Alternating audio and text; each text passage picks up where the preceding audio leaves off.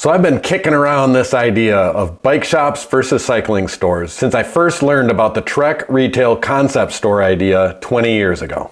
Needless to say, the recently leaked memo from Trek CEO John Burke to his executive team needing to right-size the brand to adjust to a global cycling market in total chaos was a serious moment for me. So welcome to another overtly cynical, scripted video where I make sweeping generalizations about the bicycle industry and culture based on my own anecdotal experiences as a disgruntled bike shop owner in a tiny town, barely eking out a living under the shadow of the largest cycling brand on earth. Some people are calling it Bike-ageddon, and I saw it coming back in 2004 when Trek first began its crusade to transform bicycle retail as we know it with the Trek retail programs for independently owned concept stores. Since then, it's estimated that Trek has taken over almost 500 retail locations across the world and turned them into corporate retail stores. Just so we get an idea of what this means, please leave a comment letting us know how this is going in your neighborhood. And I'm not an executive level business genius or nothing, but logic tells me if we suddenly find a global market in total chaos and one of the leading brands has been going around and gobbling up all of the bike shops and turning them into cycling stores, maybe it's time to reconsider our strategy here. Now this is just one guy's opinion and I kind of have a unique situation here, so let me tell you a little bit about it. Back in 2016, at the end of my first season after opening the Bikemobile, I had the opportunity to realize my lifelong dream of reopening Gibbs Bike Shop in my hometown of Lake Mills, Wisconsin. I knew going into it that it would be very difficult to thrive as a bicycle retailer in this area. Even when my mom got her first bike from Gibbs in 1953, it was a reconditioned used bike. Even my first bike came from Gibbs in 1983. It was a Tracker Freestyle, a second-tier house brand of a regional parts distributor that nobody's ever heard of. But around Gibbs passing in 1990, a Trek employee thought they'd try their hand as a Trek retailer in Lake Mills and opened the bicycle clinic. They lasted about 5 years before they ran into the same problems of never being able to meet the minimum purchasing requirements to remain a dealer. And so as Trek signed on with the world's top racers and experienced stratospheric growth over the next 25 years, little old Lake Mills, Wisconsin went shopless, because you really gotta be a special kind of stupid to try doing what I'm doing here. But I got something going for me. In my tiny little town, in my tiny little shop, I hear it all the time. I'm not a big biker, and I don't need anything fancy like a Trek or anything like that. It's just regular people wanting to go for a bike ride. And it's not just here. Since starting this channel, I've learned there are regular people across the globe that are really just turned off by all the fancy, overpriced bicycles and gear sold by the dominant cycling store model and would love to see a shift back to the smaller, independently owned, community-focused bike shops they remembered seeing when they were kids. So, bike shops versus cycling stores. What the hell am I talking about? Well, follow me down the rabbit hole. If I had to distill it down to one simple sentence, it would be this. Bike shops provide products and services for regular people wanting to ride bikes, and cycling stores create cyclists to consume novel bicycle products and services to support industry trends.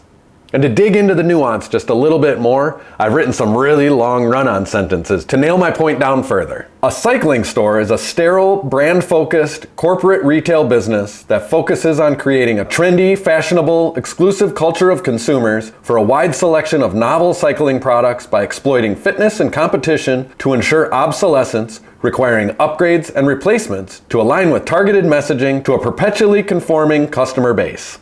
And a bike shop is a local, customer-focused, independently owned service business dedicated to providing a small, curated selection of practical, durable, affordable bicycle products to their local communities by encouraging the use of bicycles in everyday activities like transportation, leisure, and recreation, meeting the needs of the diverse, general population by sustainably optimizing and repairing existing bicycles for a dynamic customer base. Whew, now that's a mouthful. For you simpletons, I've got some real-world examples. Now, if it's a newer commercial location with clean floors and racks full of shiny new bikes ranging from $800 to $8,000, a clothing section, and a well-groomed fit gentleman with a button-up shop shirt with a chest logo and flat-brimmed SRAM hat greets you, you're in a cycling store.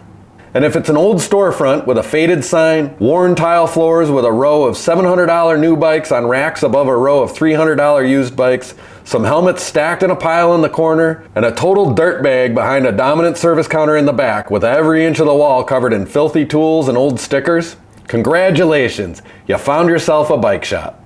I'm gonna simplify it even more just so we fit in with today's world. Bike shops are for commies, and cycling stores are for capitalists.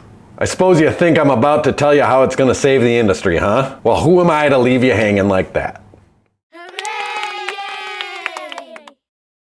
Does the industry even need fixing? Probably not. I mean, bicycles are toys and fixing them is a hobby anyway, right? But with the dominant brands seemingly speaking out of both sides of their mouths, and with no consensus of how we got here in the first place, it's really no surprise that the industry has become so chaotic that people are calling it Bike-ageddon. Well, from where I sit, the past 25 years of tremendous growth and innovation in cycling has outgrown what the market can even understand. There are just way too many options out there, and big bike has muddied the waters so much that nobody wants to go swimming in the pond anymore. But let's be honest, I barely know how to fix bikes, let alone large bicycle corporations. I'm definitely not saying that I have the magic bullet that can restore the bicycle markets to order. I do know what I'd like to see in the aftermath of this awakening that we're seeing in the industry. I really hope we begin to see a shift from the bicycle brand dealership model to one that allows local, independently owned bike shops to decide if all of the corporate brand marketing is necessary to maintain their customer base.